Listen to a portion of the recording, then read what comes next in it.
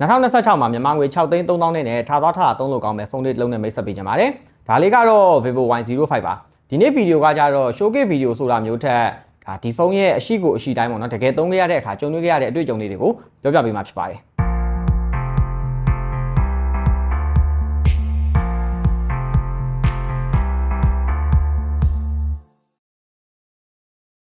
ပထမဆုံးအချက်အနေနဲ့ကကြတော့ဒီလိုဈေးတန်းဖုန်းတစ်လုံးအနေနဲ့နောက်ကျောဘက်ကဒီဇိုင်းကိုရိုးရိုးရှင်းရှင်းလေးလုပ်ပေးထားတယ်။ Dual camera setup ဒီဇိုင်းကိုမှကင်မရာဘန်းကိုလည်းပပလေးလေးပဲပုံဖော်ပေးထားတယ်။ဟောဒီဘက်ကအဖြူအောင်လေးဆိုရင်သူ့ရဲ့နောက်ကျောဘက်က pattern design ကကျွန်တော်တို့ကြောက်ဖြတ်သားလွာပုံစံလေးတွေကိုဖုန်းရဲ့နောက်ကျောဘက်မှာထည့်ပေးထားတယ်။အရောင်တွေအနေနဲ့ဆိုရင်တော့ဟောဒီဘက်က Summit Platinum ဆိုတဲ့အဖြူအောင်လေးနဲ့ဒီဘက်က Voyage Black လို့ခေါ်တဲ့နက်ပြလေးနဲ့လာမယ်။နက်ပြလေးကကြတော့နည်းနည်းလေးပို့ပြီးတော့လူကြီးလူကောင်းဆန်တဲ့ဘက်ကိုသွားတယ်။အရှိဘက်က display မှာကကြတော့ဘောင်းထူထူချင်းထူထူကိုမှအပေါ်ကလည်း water drop notch နဲ့လာမယ်ပေါ့နော်။2026မှာတော့ဒီလိုဒီဇိုင်းကတော့ဒိတ်အောင်နေပြီလို့ပြောရမယ်။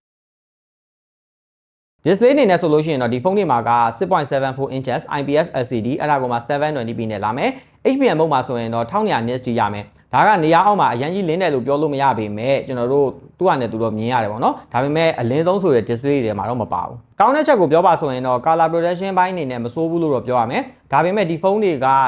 touch sampling rate နည်းတာဖြစ်တဲ့အတွက် response တော့အရင်ကြီးတော့မဖြစ်ဘူးဒါပေမဲ့လည်းကန်ကောင်းသေးတာကတော့ 120Hz ကတော့ရတော့မယ်နောက်တစ်ခုပြောပြချင်တဲ့အချက်ကကြတော့ဒီဖုန်းတွေမှာသုံးပေးထားတဲ့ SoC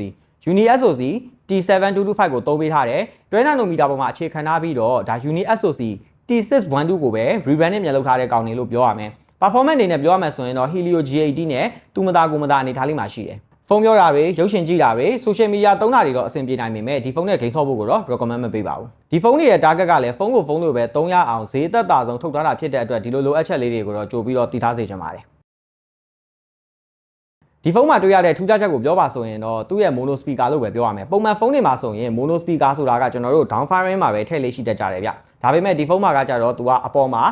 speaker ကိုထည့်ပေးရတယ်အဲ့ဒါကမှ earpiece နဲ့ဒီအပေါ်က speaker အပေါက်နဲ့ကို module တစ်ခုတည်းတွဲပြီးတော့လုပ်ထားပေးပုံပေါ်တယ်ကျွန်တော်တို့ budget ဖုန်းတွေမှာတွေ့နေကြဖြစ်တဲ့ audio boost 200% တွေဘာတွေလဲပါတယ်ဖုန်းကတော့အတန်တော်တော်လေးကျယ်တယ်ပြီးွားရင် flat ဖြစ်တယ်ဒါပေမဲ့တခုတော့ကန်ကောင်းတာကဒါတခြား budget ဖုန်းတွေလိုမျိုးအတန်အရန်ကြီးကွဲအပ်သွားတာမျိုးတော့မကြုံခဲ့ရဘူး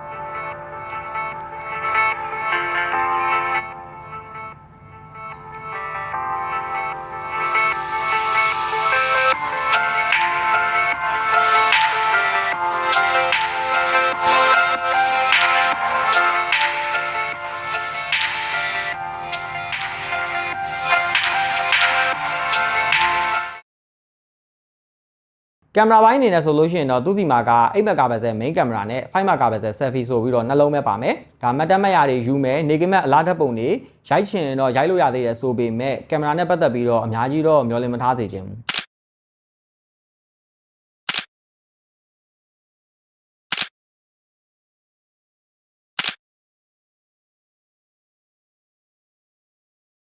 ကျန်တာကကျတော့ဒီဖုန်းတွေရဲ့အားသာချက်တစ်ခုလို့ပြောလို့ရတဲ့ battery life ပါသူ့ရဲ့ battery အနေနဲ့ဆိုရင်တော့6500 mAh lithium ion battery ကိုပဲသုံးပေးထားတယ်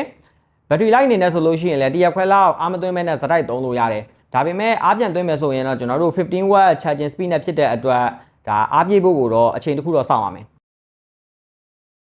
ရေရှည်အာမခံချက်တွေအနေနဲ့ဆိုလို့ရှိရင်တော့ဒီဖုန်းတွေမှာက 5 year battery certification ပါတယ်အဲ့ဒါကမှ HCL 5 star drop resistant လည်းပါတယ် IP rating အနေနဲ့ဆိုရင်လည်း IP65 ထိရတယ်464နဲ့418ဆိုပြီးတော့ version 2မျိုးနဲ့လာမယ် SD card လည်းထပ်ပြီးတော့ size လုပ်ရသေးသလို 3.5mm headphone jack ပေါက်လည်းပါသေးတယ်464ကိုတော့ 6,29,800 418ကိုတော့ 9,4,9,800ဆိုပြီးတော့အစားအစာရှိမယ် conclusion ချုပ်ပြရမယ်ဆိုရင်တော့ဒီဖုန်းကဖုန်းကိုဖုန်းလိုပဲသုံးမဲ့သူတွေနဲ့ပဲအဆင်ပြေမယ်ဒါတချို့ကတော့ရှိတယ်မလားကိုဖုန်းကလုံးဝလည်းသုံးလို့မရတော့ဘူး software update တွေလည်းဘာမှမရတော့ဘူးအဲ့လိုဖုန်းတစ်လုံးကိုသုံးနေမယ်အစားဒါ Android 16 Origin OS 6 latest update နဲ့လာမယ်ဖုန်းတစ်လုံးကိုပြောင်းလိုက်တာကအများကြီးအဆင်ပြေမယ်လို့တော့ထင်တယ်ပေါ့နော်ဟုတ်ကဲ့ပါဒီနေ့ဗီဒီယိုလေးကတော့ဒီလောက်ပါပဲကျွန်တော်ကတော့အောင်တတ်မှာအဆုံးထိကြည့်ပေးတဲ့အတွက်လည်းကျေးဇူးတင်ပါတယ်